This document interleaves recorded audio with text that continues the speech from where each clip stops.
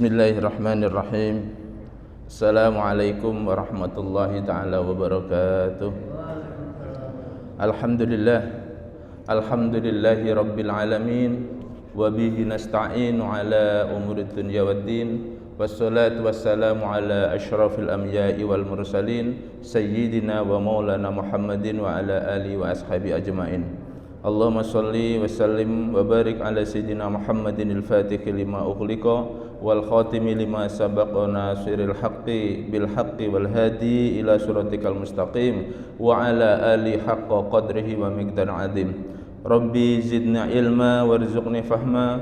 Rabbi israh lana sudrana wa yassir lana umurana fahlul 'uqdatam min lisani yafqahu qawlana, amma ba'd. Hadratil kiram, jamaah Masjid Ar-Raudhah yang dimuliakan Allah Subhanahu wa taala. Syukur alhamdulillah pagi kali ini kita masih diberi kesempatan untuk bisa beribadah, khususnya sholat jamaah sholat subuh.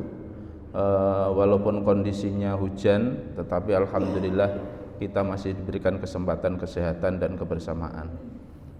Bapak sekalian, sebelum kita mulai kajian pagi kali ini, seperti biasa marilah kita tawasul.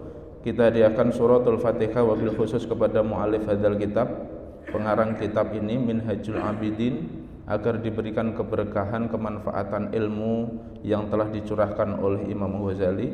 Kemudian kepada guru-guru kita, kepada kedua orang tua kita, dan kepada semua jamaah wabil khusus Masjid Ar-Raudhah, kaum muslimin wal muslimat yang telah mendahului kita, mudah-mudahan diberikan keberkahan atas kajian ini, dijembarkan kuburnya, dipadangkan di dalam alam kuburnya, dan diberikan keberkahan oleh Allah Subhanahu wa taala liridho illahi lahumul Fatihah. A'udzu billahi minasyaitonir rajim. Bismillahirrahmanirrahim. Alhamdulillahi rabbil alamin arrahmanir rahim maliki yaumiddin. Iyyaka na'budu wa iyyaka nasta'in. Ihdinas siratal mustaqim, siratal ladzina an'amta 'alaihim ghairil maghdubi 'alaihim waladdallin. Amin. Bapak sekalian, kita lanjutkan kajian pada pagi kali ini. Kita masih melanjutkan tentang awa'iq, penghalang tentang bagaimana hambanya Allah yang pengen menggapai surganya Allah, di dalam perjalanannya itu banyak halangan. Nah, halangan yang berkaitan dengan tahap kedua ini masih membahas tentang halangan tentang masalah bagaimana manusia. Ya, manusia ini kemarin kita sudah bahas ada dua, satu awam dan satu alim. Yang alim itu ketika obatnya harus uzlah, maka orang alim uzlahnya berbeda, tidak boleh meninggalkan kaumnya, tidak boleh meninggalkan masyarakatnya. Nah, kemudian sebagaimana hadis Rasulullah yang kemarin kita sudah bacakan, bahwa sesungguhnya Allah itu senantiasa pertolongannya itu bersama dengan jamaah. Oleh karena itu Bapak sekalian, sesungguhnya kita yang paling dianjurkan oleh baginda Nabi adalah bagaimana cara untuk kita sering bersama dengan jamaah sekalian, sering kumpul, sering bersama dalam hal-hal kebaikan, wabil khusus ketika beribadah itu bersama-sama menjalankan ibadah dengan berjamaah. Kenapa berjamaah? Kalau sholat ibaratnya Pak, kalau sholat itu kenapa afdolnya berjamaah? Karena di dalam jamaah itu kata Rasulullah itu akan diberikan pahalanya itu 27 derajat. Kemudian yang kedua, manfaat bersama-sama itu, manfaat tentang jamaah itu adalah ketika kita kekurangan dalam soal syarat rukunnya tentang ibadah kita, maka ketika kita jamaah yang lain bisa kamil, bisa sempurna, maka kita dimaafkan oleh Allah Subhanahu wa taala. Nah, itu manfaat jamaah. Kalau kita munfaridan sendiri, maka kita dihitung oleh Allah syarat rukunnya kita sah dan tidaknya, maka kita ya tidak ada sesuatu yang sempurna. Ketika kurang satu syaratnya, kurang satu rukunnya, berarti batal ibadah kita. Nah, itu bedanya. Oleh karena itu Bapak sekalian, di dalam jamaah itu, kenapa kok Rasulullah mengatakan alaikum bil jamaati fa inna yadallahi ta'ala alal jamaati. Kemudian disebutkan lanjutannya wa anna syaitana da'bin insani ya'khudhu syaddati wa najiyati wal qasiyati wal faddati. Jadi Allah itu selalu akan menolong hambanya yang senantiasa bersama dengan jamaah. Karena kan Pak, sesungguhnya setan itu senantiasa itu ngincer kita Pak. Ya, setan itu gampang menggoda kita saat kita dalam kondisi munfaridan sendiri. Makanya orang itu kalau jamaah bersama-sama sering kumpul biasanya jarang ngalamun. Ya, jarang ngalamun. Sementara orang yang ngalamun itu, yang ngalamun Pak, itu gampang sekali digoda oleh setan. Maka biasanya itu Pak, orang-orang itu yang seringkali kesurupan, seringkali kejinan, jin itu gampang masuk di dalam tubuhnya makhluknya Allah itu karena seringkali ghaflah. Ghaflah itu seringkali ngalamun. Ya, ngalamun itu ya orang sering galau, diam sendirian, ngalamun kemana-mana, bukan ghaflah, bukan masalah diamnya itu dzikir, bukan. Nah bedanya adalah ketika seorang yang pengen uzlah dengan cara bagaimana tidak boleh meninggalkan jamaah, tidak boleh meninggalkan kumpul banyak orang, karena di dalamnya satu, kita kumpul fisik kita, tapi yang kita bahas di sini di dalam kitab Minhajul Abidin ini adalah bagaimana cara saat kita kumpul itu hati kita masih tetap fokus, mengosongkan hati di antara yang lain itu hanya fokus kepada Allah Subhanahu wa Ta'ala. Makanya dimanapun kita tempatnya kita berzikir kepada Allah Subhanahu wa Ta'ala. Nah, alaikum bil jamaah yang disebutkan oleh baginda Nabi lanjutannya Pak, itu memiliki makna di dalam 3 hal ya. Fa'aqulu qawluhu sallallahu alaihi wasallam alaikum bil jama'ati yahtamilu thalathu aujuhi. Jadi yang dikatakan sebagaimana hadis Rasulullah Muhammad sallallahu alaihi wasallam alaikum bil jama'ah itu mengandung 3 wacana atau 3 pengertian. Ahaduha annahu ya'ni bihi fid dini wal hukmi.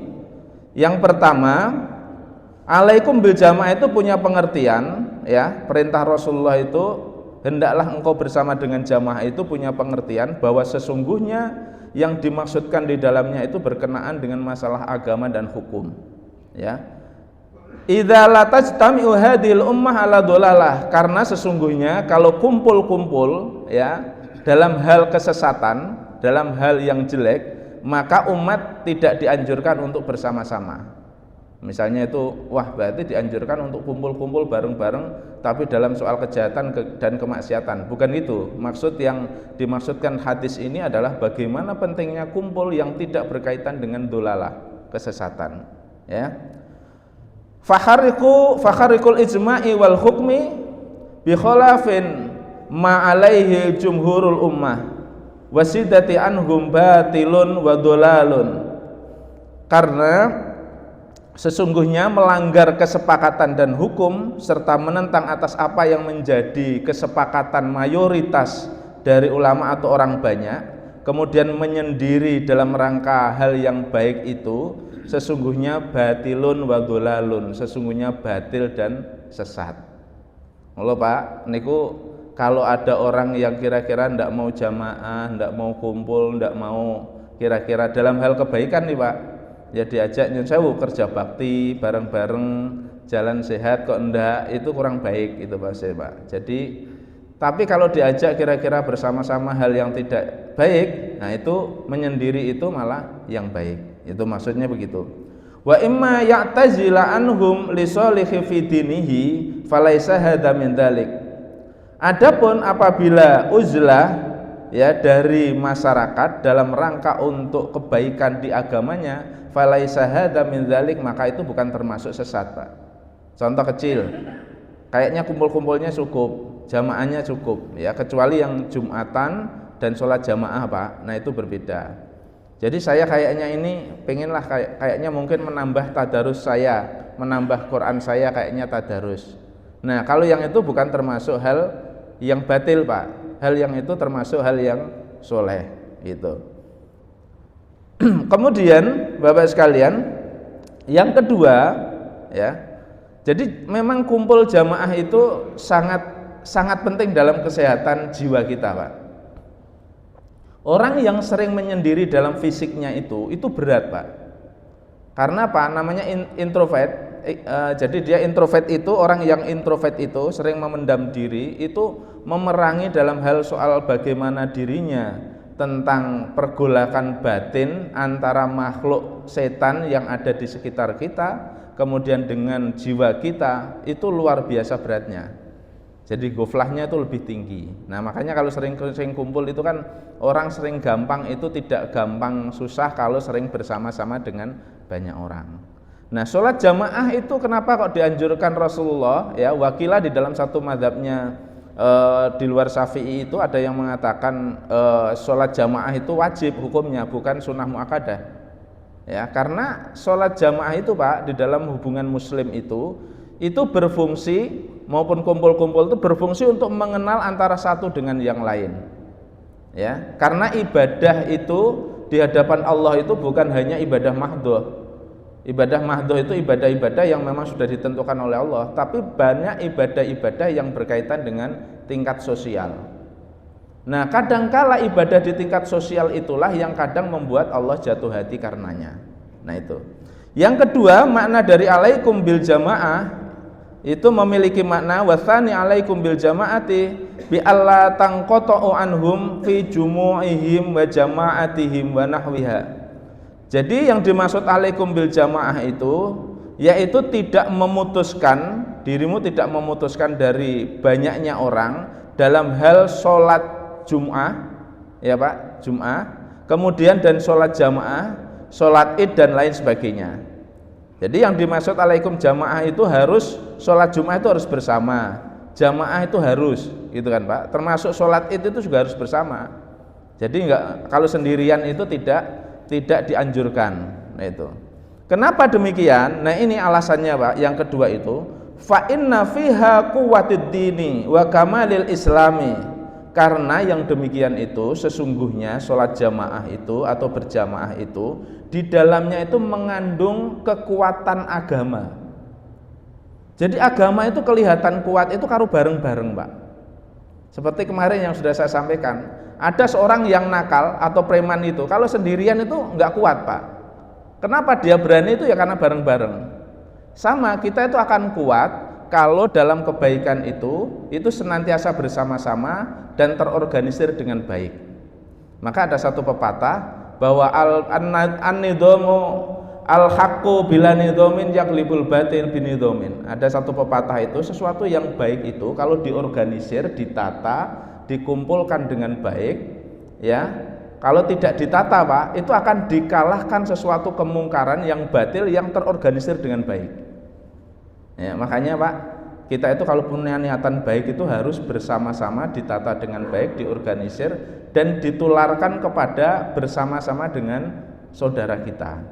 Nah jadi di dalam jamaah itu mengandung kekuatan tentang bagaimana agama itu menjadi kuat, wa kamalil islami, dan sempurnanya Islam. Sehingga dengan demikian wa ghaitul kufari wal muhadid wal mahdina wala yakhliqu dzalik. Jadi yang demikian itu kadang-kala membuat iri orang-orang kafir dan orang-orang yang seringkali menyimpang dari keagamaan. Nah yang itu Pak, makanya kalau kita itu bersama-sama jamaahnya banyak, itu mengandung sebuah kekuatan untuk menguatkan agama. Ditambah lagi yang demikian itu mimbarokati wa nadhari minallahi azza wa jalla birahmati. Jadi yang demikian itu tidak sepi ya, tidak akan kurang barokahnya Allah Subhanahu wa taala, kemudian perhatiannya Allah Subhanahu wa taala diliputi dengan rahmat kasih sayangnya Allah. Maka orang yang sering kumpul-kumpul, yang sering kali jamaah, apalagi kalau rutin sholat jamaahnya, fa insyaallah itu rahmatnya Allah, kasih sayangnya Allah akan turun kepadanya tanpa dia sadari Pak ya. Tetapi sebaiknya itu kalau sholat jamaah itu ya jangan sholat jamaah habis sholat jamaah kemudian tidak mengenal kiri kanan Pak, itu tidak dianjurkan sebenarnya itu. Kenapa? Manfaatnya hanya satu, sempurnanya ibadahnya dia saja. Itu kenapa ketika berjamaah itu dengan jamaah itu mestinya saling kenal Pak. Kalau sholat jamaah kemudian datang habis sholat langsung pulang gitu, ya dapatnya hanya satu Pak, sempurnanya sholatnya dia aja. Ketika sholatnya kurang menjadi sempurna akibat berjamaah. Tapi dari sisi yang lain secara spiritual maupun psikologis, maka yang demikian itu tidak dapat manfaat yang lain. Kenapa? Karena tidak memberikan sebuah pengenalan kejiwaan terhadap sesamanya.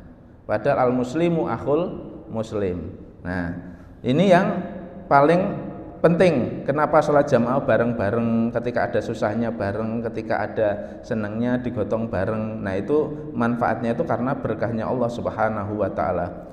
Walidzalika naqulu innal haqqal munfaridan ayyusyrikan nasi fi jumu'il ammati fi khairin. Jadi yang demikian ini sesungguhnya hal yang hak, yang benar tentang masalah uzlah atau sendirian itu harus bersama dengan orang di dalam jamaah secara umum. Jadi yang benar itu Pak, uzlah itu ya kumpul. Cuman latihan bagaimana memanage kolbu di dalam bersamaan dengan banyaknya orang itu, walaupun kita ngomong tapi hati kita connect dengan Allah. Maka bagaimana kalau zikir sendirian duduk, kemudian di dalam masjid, kemudian kira-kira zikir Allah, Allah, Allah, mengingat Allah, atau kira-kira subhanallah, subhanallah, itu relatif gampang. Tapi yang susah itu adalah, nah inilah resepnya itu Pak, bagaimana di dalam keriuhan banyak orang, tetapi kolbu kita ini masih fokus dengan Allah, walaupun kita sedang ngomong, tapi connect hatinya itu tentang Allah, Allah, Allah terus. Nah kalau itu yang dibiasakan lesan kita, maka kolbu kita ya nantinya itu pada saat maut menjemput kita, di saat nazaknya Allah Subhanahu wa taala datang kepada kita, maka kita tidak perlu dibisiki lagi Pak, sebut Allah Pak, Allah, biar kita ketika dicabut nyawanya oleh Allah agar kita tetap fokus mengingat Allah, tidak perlu itu. Tetapi kita refleks karena kolbu dituntun langsung dia geraknya, itu namanya harful kolb, jadi gerakan kolbu Pak. Jadi biasakan ketika kumpul-kumpul, walaupun ketawa, walaupun ini, latihan untuk bagaimana memenyet latih. Itu susah Pak, angele pol-polan itu. Wong kita ketemu orang tapi masih fokus. Tapi kalau itu dilatih nggak susah. Orang merasa susah itu kan karena tidak dilatih. Sama, semua umat Islam, semua orang yang beriman kepada Allah itu tahu hikmah kehebatannya orang yang ikhlas. Paham ya Pak? Ikhlas niku mukhlisin, orang yang ikhlas itu hebat mboten kira-kira? Wong ikhlas niku kira-kira istimewa mboten? Itu tingkatan tertingginya makhluknya Allah di hadapan Allah dalam soal ketaatan. Kadang-kala orang ikhlas tapi ya memang angel dilakoni kan ngoten to. Susah itu karena kita nggak menjalankan Pak. Kalau sudah dijalankan ya nggak susah. Ya, merasa susah itu karena kita tidak melatih. Sama, kalau kita tidak sering berzikir di dalam saat keramaian, maka kita juga akan susah berzikir di dalam saat kesepian.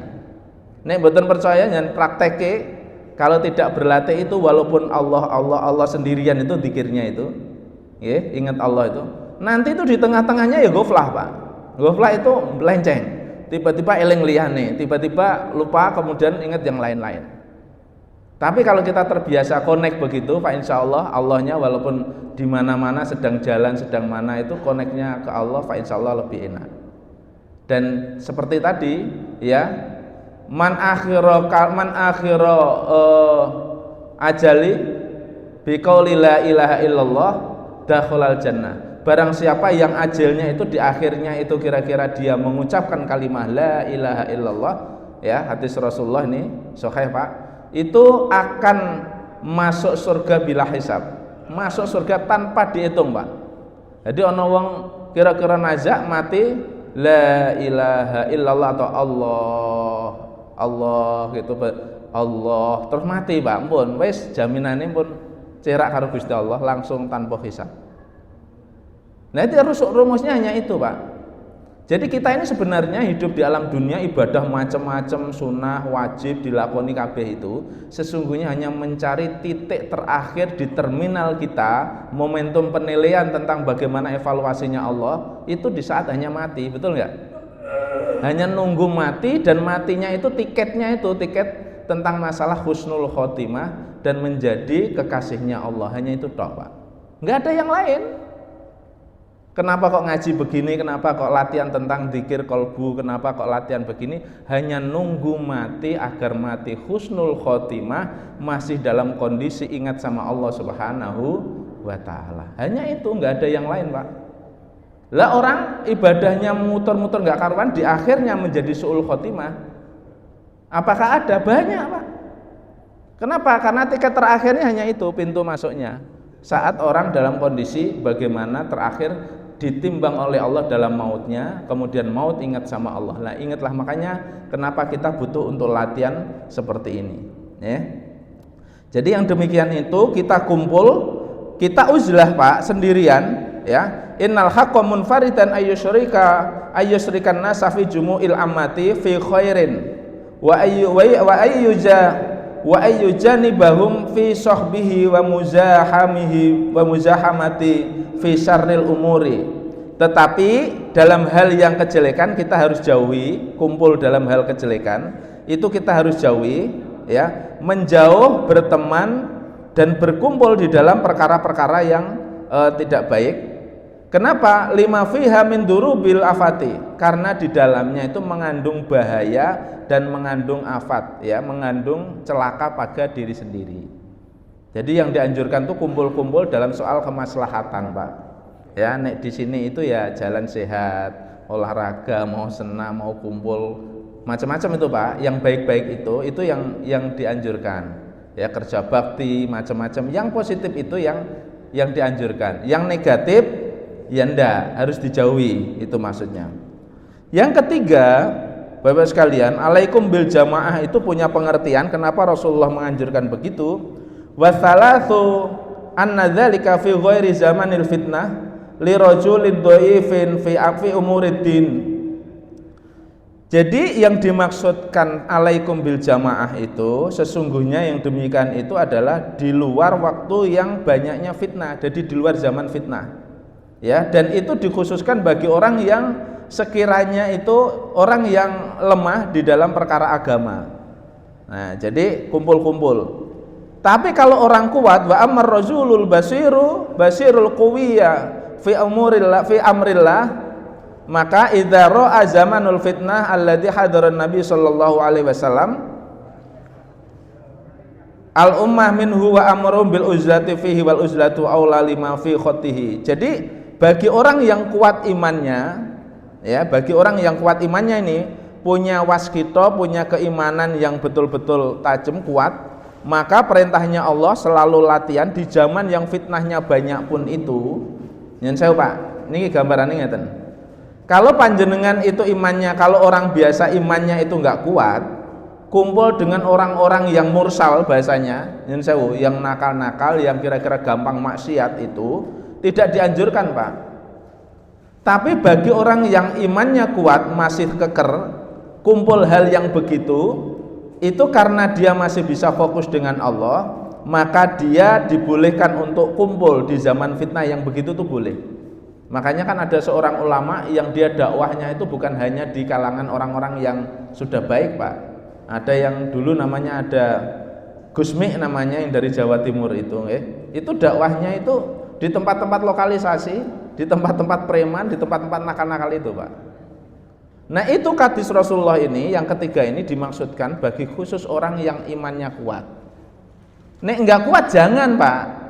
Jangan kumpul yang begitu gitu maksudnya itu. Kenapa? Karena orang yang imannya kuat itu maka dia diperintahkan untuk berada di dalam lingkung dengan bisa mengendalikan dirinya tetap uzlah, tetapi uzlahnya orang yang demikian itu lebih utama, lebih baik lima fi kholati min fasadi wal afati, dibanding ketika kumpul-kumpul itu akan membuat kerusakan di dalam dirinya sendiri.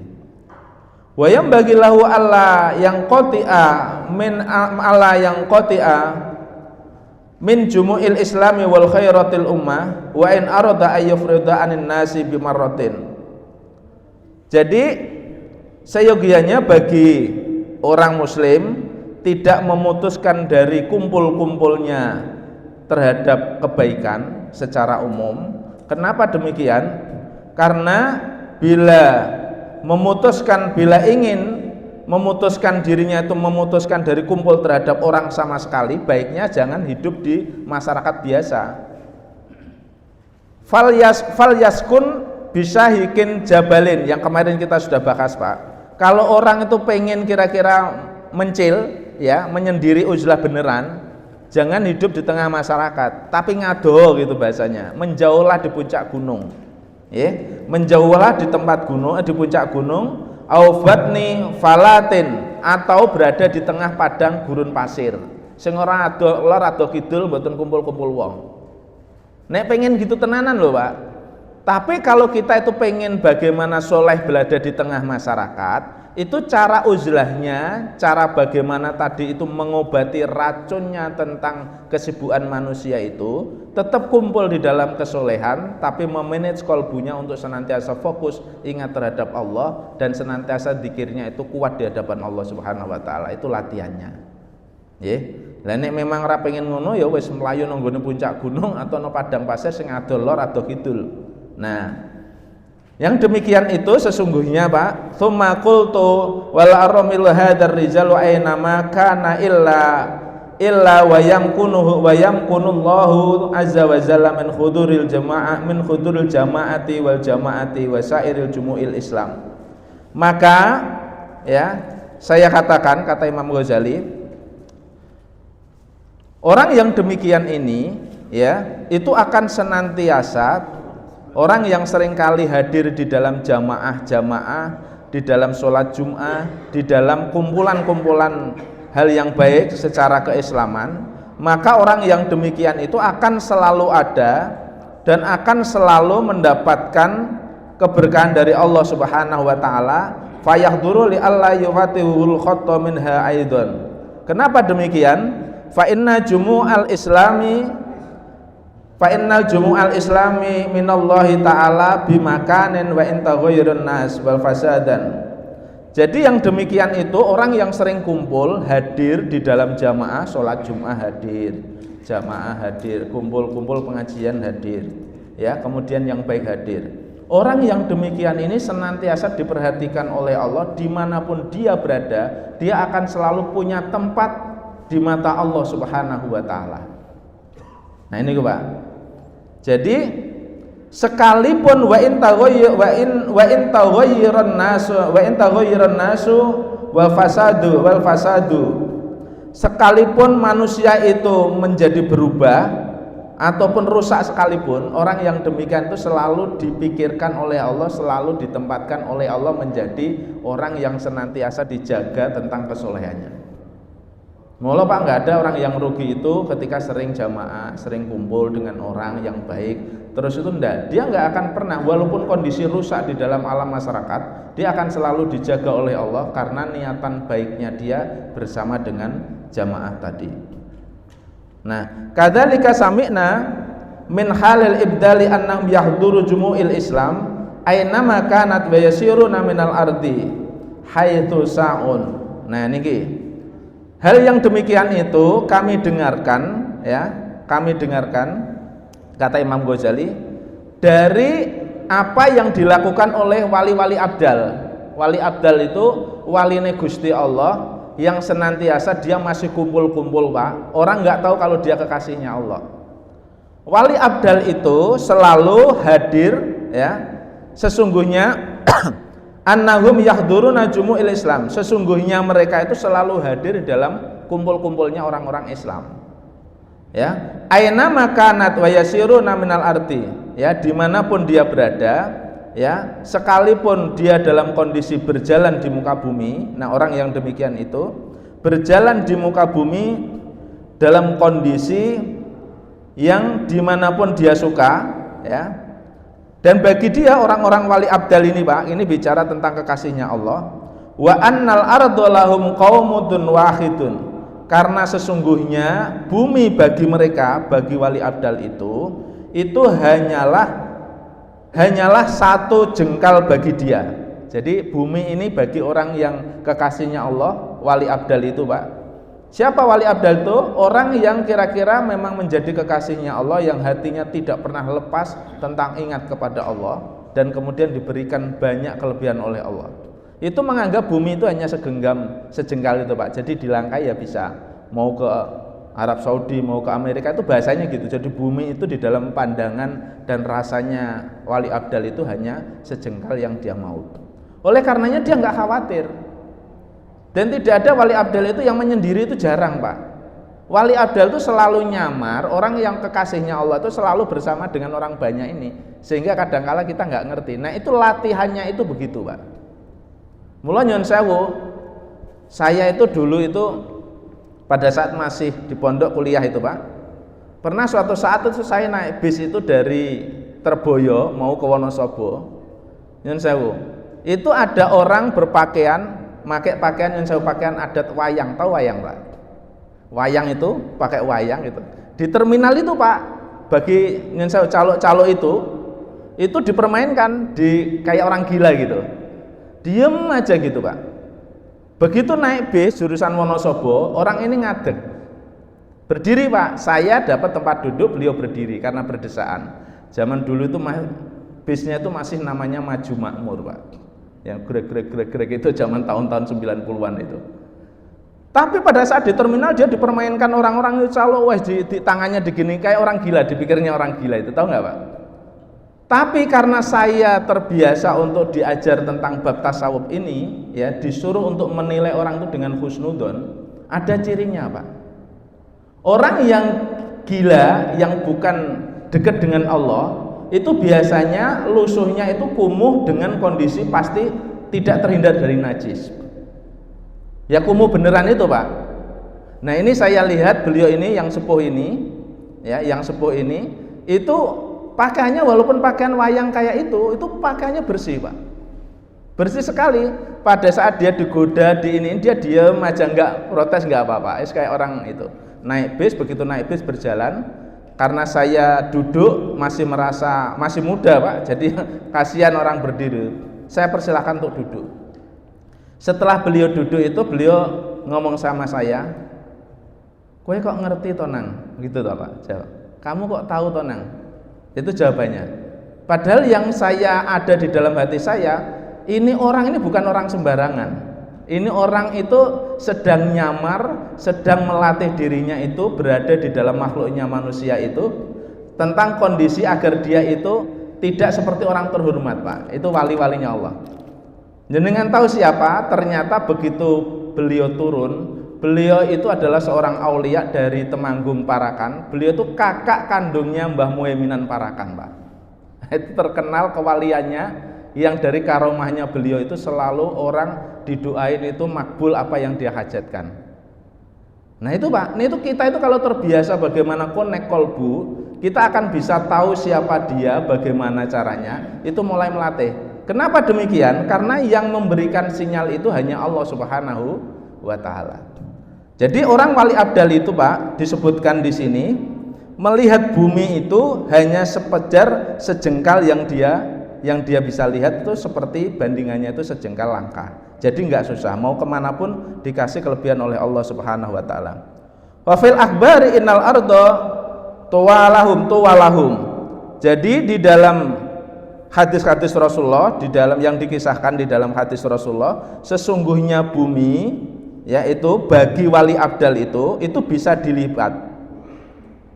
Ya jadi lipat, makanya dulu itu ada orang sekti itu Pak, namanya ngelipet bumi. Jadi sekarang itu kira-kira lari itu langsung dalam waktu berapa detik itu sudah sampai sana. Nah itu orang-orang khusus yang diberikan kelebihan oleh Allah Subhanahu wa Ta'ala.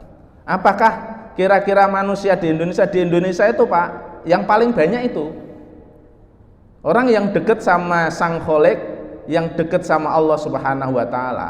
Karena Indonesia ini zaman kemerdekaan Pak, menurut teori peperangan, secanggih apapun Indonesia itu bukan berbekal punya senjata yang paling hebat dibanding dengan penjajah tahun itu.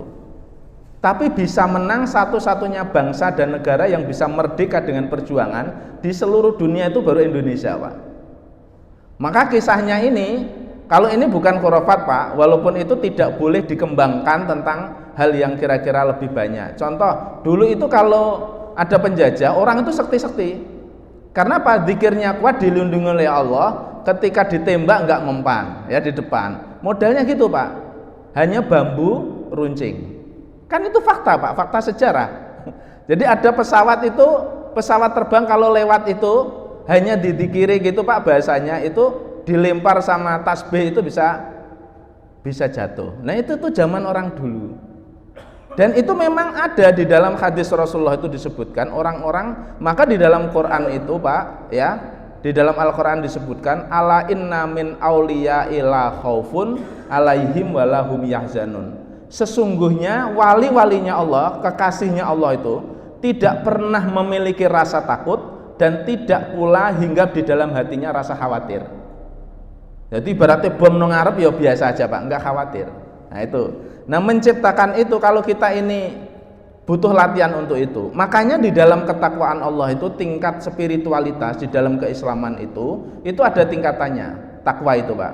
Yang pertama takwanya bagi orang yang hanya sekedar takut kepada Allah atas nerakanya. Jadi kalaupun ibadah, menjalankan sholat, ibadah yang lain hanya karena takut besok masuk neraka, itu tingkatan awam, tingkatan yang dasar tuh Pak. Ya nggak salah, memang ya kualitasnya itu baru saat itu. Nah nomor 2 tingkatannya ini agak pamrih, tingkatannya bukan takut neraka lagi tapi pengen masuk surga. Nah itu tingkatan berikutnya.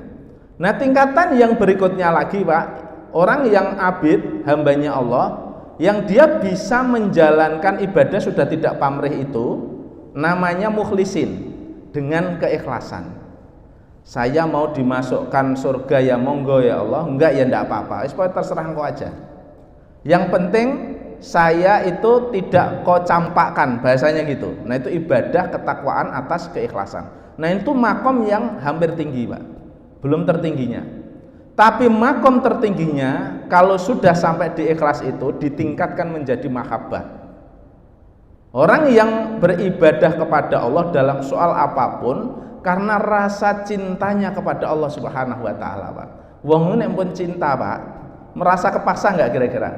Nyun sawu jenengan cinta terhadap perempuan, ya, rumiyin waktu kira-kira masih muda gitu. Walaupun jaraknya jauh suruh jemput dijemput, Pak. Karena apa? Rasa cinta. Cinta dengan anak ketika anak kondisinya sakit walaupun ada di jauh lari untuk pulang. Karena cintanya. Nah, hambanya Allah yang dia cinta terhadap Allah, makanya di dalam ayatnya Allah itu menyebutkan yang bisa ketemu denganku itu kelak di yaumil qiyamah, ya, ana uhibbu wa uhibbunahum, sesungguhnya saya hanya akan ketemu dengan orang yang mencintaiku dan aku mencintainya. Nah, itu kata kunci, Pak, di belakang. Maka kalau kita ibadah, Pak, sedapat mungkin latihan tadi agar bisa ikhlas dan menjadi mahabbah, kita butuh latihan. Latihannya apa? Tidak berpamrih apapun, surga neraka itu terserah Allah, Pak, nggak usah penting. Nah itu kenapa butuh ngaji ini, meningkatkan level tentang kolbu kita agar tidak berada di dasar keimanan terus. Di dasar keimanan ya wow, ngelakoni wajib karena takut atas siksanya Allah, mengharap surganya Allah, itu basic. Tapi kalau sudah bisa naik levelnya, tidak usah berpamrih apapun, Pak. Wes terserah Allah ya. Yang penting bagaimana di kolbu itu dimunculkan halwanul iman, manisnya rasa iman terhadap Allah Subhanahu wa ta'ala. Nah wali abdal itu, Pak, dalam kondisi begini wa yunaduna bitahiyatin, dia juga bisa memberikan salam kepada orang-orang yang levelnya sama. Jadi wali abdal itu di sini, Pak, dia bisa ngomong jawabin salam yang ada di Mekah, di mana, di seluruh penjuru dunia. Nah kalau pernah dengar kisahnya ada seorang aulia itu yang ada di Live K, mungkin Bapak Ibu pernah mendengar berita, kurang lebih di tahun-tahun 2017an kalau nggak salah, ada namanya Syekh Nadim, ya itu tinggalnya di Live K. Beliau itu mertuanya Syekh Hisam Al-Ka'bani, seorang mursyid thariqah yang dari Amerika, Pak. Syekh Nadim itu kalau pernah ada kejadian dulu, kalau nggak salah itu ada penambang di Chile yang 40 orang masuk di gua itu, Pak, kemudian ketutup, nggak bisa keluar. Kemudian dari tambang itu, kemudian orang itu diperkirakan karena lebih dari 40 hari, Pak, meninggal. Tapi kesaksiannya para penambang yang ada di Chile itu, ya, saat saya ketemu sama beliau di Live K itu satu wilayah di samping kalau nggak salah timurnya Turki, Pak. Jadi kalau pesawat itu dari Turki itu kira-kira 1,5 jam. Nah pada saat penambang itu terjebak, Pak, tiba-tiba dikasih karomahnya Allah itu, dia itu ditunjukkan sama orang nggak kenal nih. Syekh Nadim itu nggak dikenal beliau, dikenalkan sama Syekh Nadim itu suruh ngucapin Allah, Allah, Allah itu terus, Pak. Sehingga 40 hari itu bisa hidup bertahan di gua tanpa oksigen, sehingga pada saat ditolong oleh regu penyelamat, beliau ingat minta ketemu sama Syekh Nadim yang 40 orang penambang itu akhirnya mu'alaf itu, Pak. Apa bisa? Ya bisa, karena kan ini, Pak, bumi itu bagi kekasihnya Allah itu sebagaimana taun lahum fi taun, jadi hanya taun sebesar sejengkal derajat ini. Jadi dia bisa ngomong dengan siapapun. Saya itu dulu punya mursyid, Pak, kira-kira di tahun 90-an. Dulu belum ada handphonenya itu masih jadul yang handphone besar. Nek di Bandungke itu yang gede itu, Pak, Motorola gede gitu. Orang se-Indonesia seingat saya, karena saya waktu itu disuruh belikan handphone sama beliau itu, kiai saya itu, mursyid saya itu harganya zaman dulu itu masih mahal, Pak, 50 jutaan. SIM-nya itu masih jutaan, satu SIM card itu. Dan di tempat pondok yayasan yang saya berada di situ itu, yang saya bantu dirikan itu sama kiai saya, itu nggak ada sinyal, Pak, orang di tepi laut, tidak ada tower sinyal. Jadi kalau orang bawa handphone pun nggak akan keluar sinyal. Tapi beliau itu bisa telepon kemana-mana, telepon menteri ya dari situ, telepon dari situ, Pak. Nah kadangkala kalau ngomongin itu, Pak, ya saya ketemu orang-orang kekasihnya Allah itu loh, kayaknya tadi ngomong begini itu, jadi bisa teleponan secara batin, Pak. Dan itu dilatihnya bagaimana tadi ibadahnya bukan kelasnya untuk takut kepada Allah saja, tapi mahabbah kepada Allah. Nah, wa yudkhafuna bil anwa'il barri wal karomati. Dan beliau itu diberi berbagai macam kebaikan, orang yang sudah di level ini, dan karomah dari Allah Subhanahu wa taala. Fahani'an bima tawurun bihi wa ahsanullahu azza min ghafalin anin nadhari fil khalasin. Jadi sesungguhnya nikmat yang demikian itu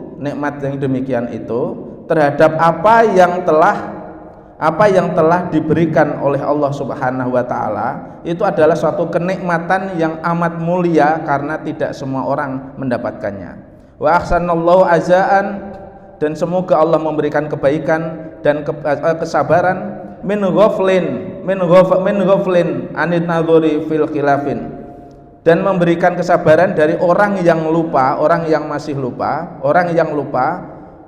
untuk senantiasa memikirkan keselamatan diri sendiri.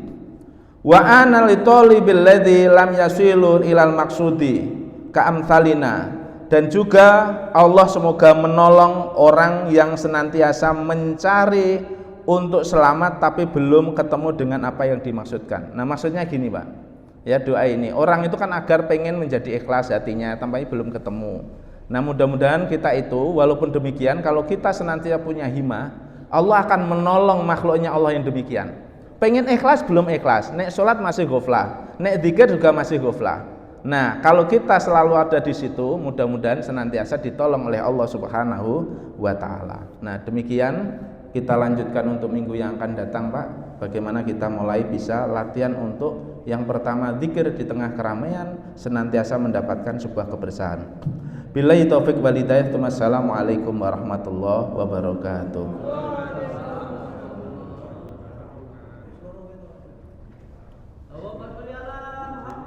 Allahumma shalli alaihi.